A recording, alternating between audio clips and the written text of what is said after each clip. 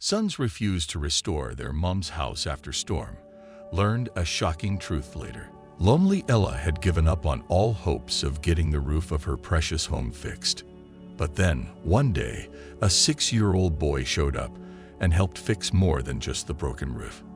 71-year-old Ella lived alone in a house that had nothing much other than memories.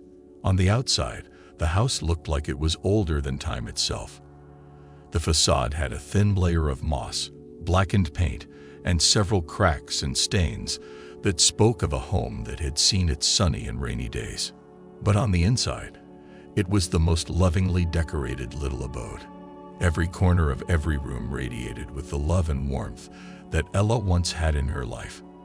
It was a little piece of paradise where she and her husband Gerard had raised 3 bright boys decades ago. Mama's little helpers. Ella would call her sons back when they were toddlers. Ray, Richie, and Roman would run around the house, shadowing their mother as she did the dishes, helping her fold the laundry with their tiny hands, watering the plants in the backyard, and making her smile with their thoughtful little intentions.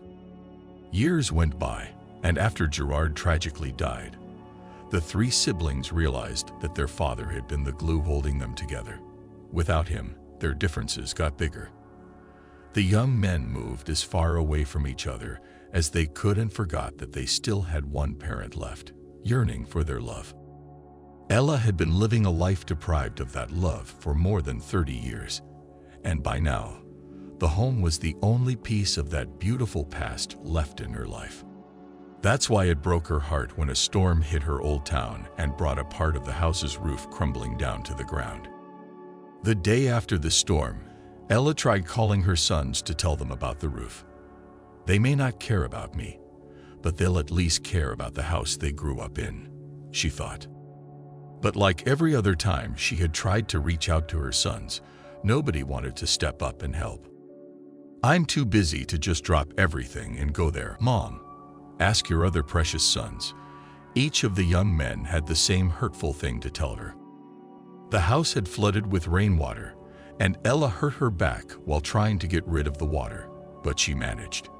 But the roof was still ruined, and after a few days, she gave up hope that it would ever be fixed. She knew no one was going to come to her rescue. She knew that she didn't have any little helpers anymore. It turned out she was wrong about that last bit. Because a week after the storm, she saw someone standing in front of her house, examining the broken roof. It was a little boy, about 6 or 7 years old, and he was scratching his chin, looking at Ella's house from different angles. "Hello, child. What are you looking at?" Ella asked the boy with a curious smile. "Hello. Your poor roof needs fixing.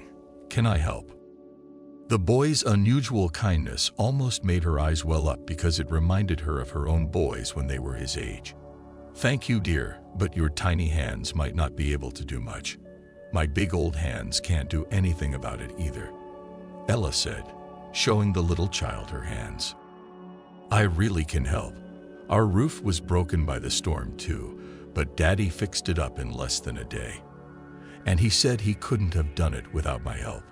The kid beamed with pride as he pointed to the shiny new roof of the neighboring house. Ella was surprised someone still lived there. She was about to ask the boy his name when the kid ran into his house, calling out to his father. A few minutes later, the boy returned in front of Ella's house with his father. "Good morning. I'm Lester. My son Danny tells me you need help fixing the roof. Can I take a look at it? I'm a small-time contractor, and I would be happy to help," the man said with a kind smile. "So would I," Danny added enthusiastically. The kind neighbor brought his toolbox and some supplies, and by the time the sun went down, he had managed to neatly patch up the part where Ella's roof was shattered. "Now that's the nicest looking part of my roof," Ella marveled with childlike awe. "I can't thank the both of you enough," she added with tearful eyes. "And I can't let you go without a nice cup of coffee and hot chocolate for this brilliant little mini contractor."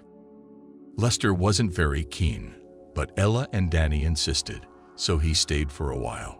Over the warm drink, Ella learned the heartbreaking story of her new neighbors. Lester had moved in with his wife and Danny into the neighborhood a few days before the storm.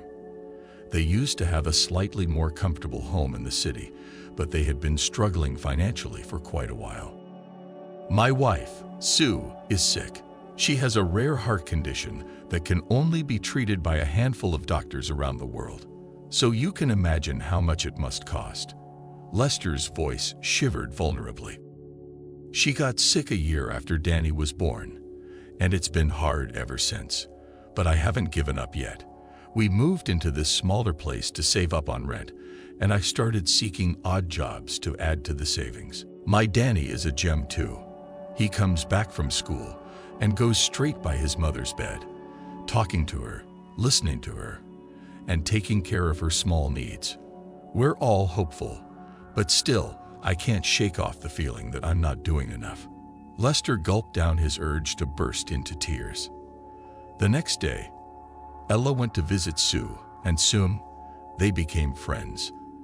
Ella decided to help the kind family out by cooking 2 meals a day for them. That also meant that she got to spend more time with Danny, and that was the biggest reward she could ask for. Months passed, and Ella became a part of Danny's family. There wasn't a day when all of them wouldn't share a round of coffee and conversation before sundown. One such evening, Ella was particularly emotional and said, "Things are going to work out for you more beautifully than you can imagine. All your troubles will be eased, and you will remember me that day." That sunset was the last one in Ella's life. A few days after her peaceful passing, after Lester and his family planted tearful kisses on Ella's gravestone, they returned home to discover their life would never be the same. A lawyer showed up at their door, waiting to hand them an official letter. It turns out Ella had left her home, the only inheritance she had, to little Danny, so that he could become a well-educated, successful man someday, and he could help his mother get better just like he had helped Ella. Miles away, in 3 different corners of the country, the same letter was received by 3 young men who were still too busy to fly to their mother's grave. Who on earth is this Danny, and why did Mom care? Their hearts echoed with the same question. When they finally did visit their old house, Ray, Richie, and Roman were shaken with shock and regret. They realized that their mother had found a child to love and gave him the small, priceless piece of paradise she had. What can we learn from the story? Be the rainbow in someone else's cloud. Little Danny and his father chose to step up and help their old neighbor with one task, and that ended up changing all their lives. Be generous, even when you don't have much. Both Lester and Ella were living modestly, but that didn't stop them from helping each other in any way they could.